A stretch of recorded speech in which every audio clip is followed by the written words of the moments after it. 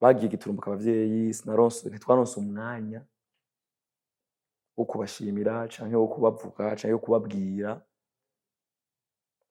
bivanye n'ukuntu na culture yo mu Burundi imeze, si abantu bagenda kubwira umuvyeyi ngo urumva ngo ibi n'ibi biragoye nabone kenshi usanga atavyo bakubwira mu majambo barabikwereka ubizi. Naza yuko navuga nti s'il y a quelque chose nokora nobakorera no kuvuga ubwiza bwabo abantu bakabumenya, bakamenya ico bari kuri jewe, bakamenya uko ndabestima, abantu bakabimenya nkatanga témoignage. Donc n'indirimbo yanje ya mbere nasohoye kubw'iwanje yari indirimbo ibavuga.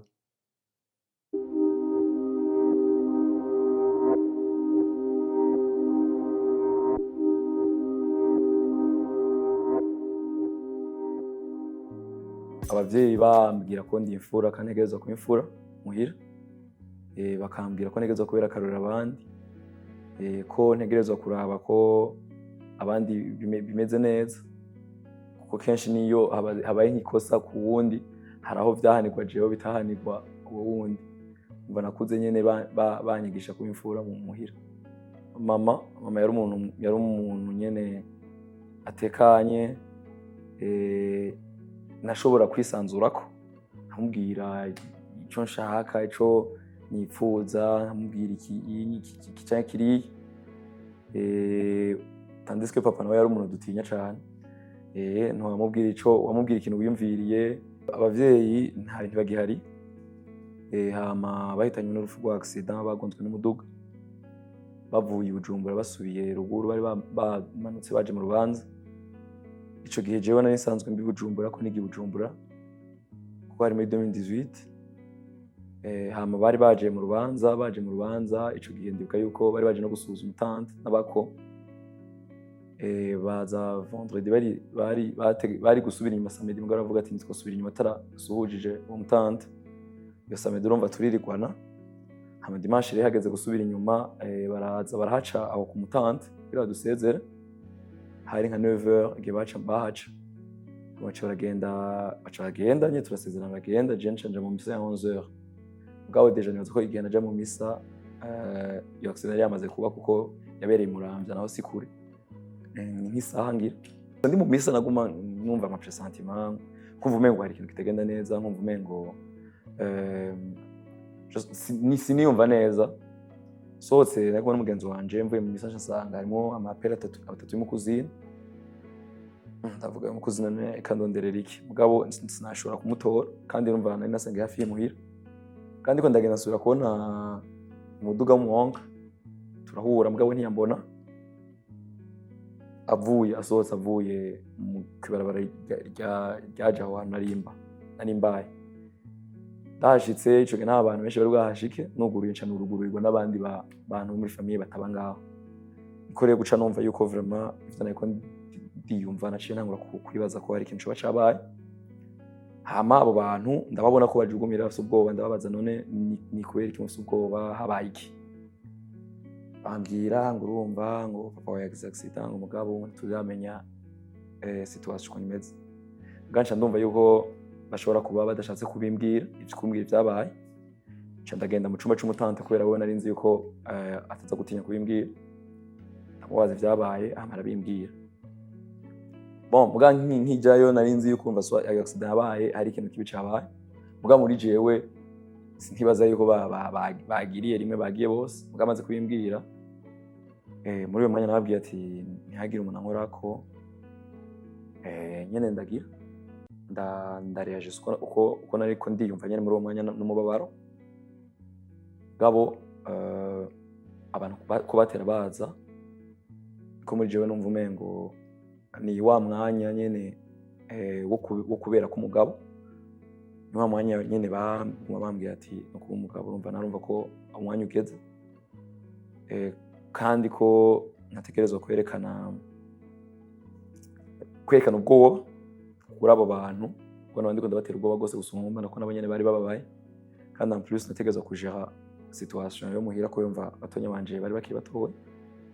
Muri uwo mwanya nje ndagenda muri lavabo ndihanagura, nca ndagaruka muri sala ndanywa amazi, nca ndatelefona abagenzi banje babiri, baraza tuzagenda hari mu cumba turiyugarana ndababwira ivyo ashaka kubabwira vyose ndirekura nyene hama turatera inkuru turatera inkuru n'abagenzi ni kuvuga batuzana n'indya turafungura dusohotse rero hari amaze kuza abantu benshi kuvuga apa hangira abantu bari bahari muri uwo mwanya wava abandi bose nibigeze bambona petete ndiko ndarira canke ndiko ndimbabaye ntabakira ntabaganiriza ntibavyumve bamwe ntibaba kandi nyakunyegera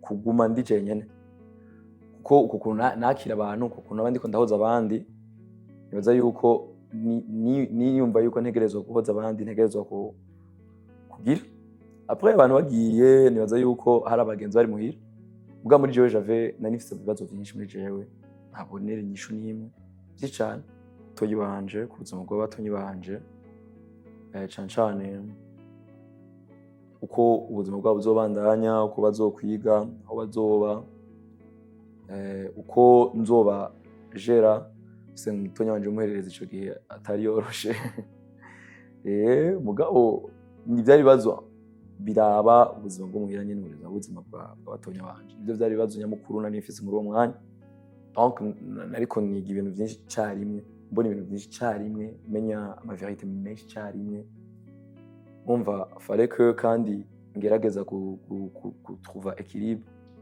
entre kuba umuntu afise ama responsabilité ategerezwa gufata ama décision ategerezwa kuba nyene mu chef de la famille no kubaho peut-être novuga jeunesse yanje no kuryoherwa no kubaho jeunesse yanje since nja hiyo honye hama ngo nsange sindyohewe ategerezwa kubalansa kugira ngo kame ngumane humeur yanje nziza ngume ndumuntu ameze uko yari ameze avant donc nibaza ko ubwo ikintu cyo kuririmba caciye ciyongera gusumba kuko umuziki deja namye ndawukunda turetse no kuririmba naho bakumviriza gusa igihe ndesida yuko nosohora indirimbo ziwanje no gusohora indirimbo ziwanje narabona yuko bagiye giturumbuka abavyeyi ntitwaronse umwanya wo kubashimira canke wo kubavuga canke wo kubabwira bivanye n'ukuntu na culture yo mu Burundi imeze abantu bagenda kubwira umuvyeyi ngo urumva ngo ibi biragoye nabone kenshi usanga tavyo bakubwira mu majambo barabikwereka ububizi naza yuko navuga nti s'il y a quelque chose nokora no bakorera no kuvuga ubwiza bwabo abantu bakabumenya bakamenya ico bari kuri jewe bakamenya uko ndabestima abantu bakabimenya nkatanga témoignage donc n'indirimbo yanje ya mbere nasohoye ubwikubwi wanje n'indirimbo bavuga byatumye ntirefija mu byayura mutwe canke mu nzoga nyinshi baza ko cyane ari uko nategerezwa gufata izo responsabilité donc nabirinzi yuko ari hamwe jewe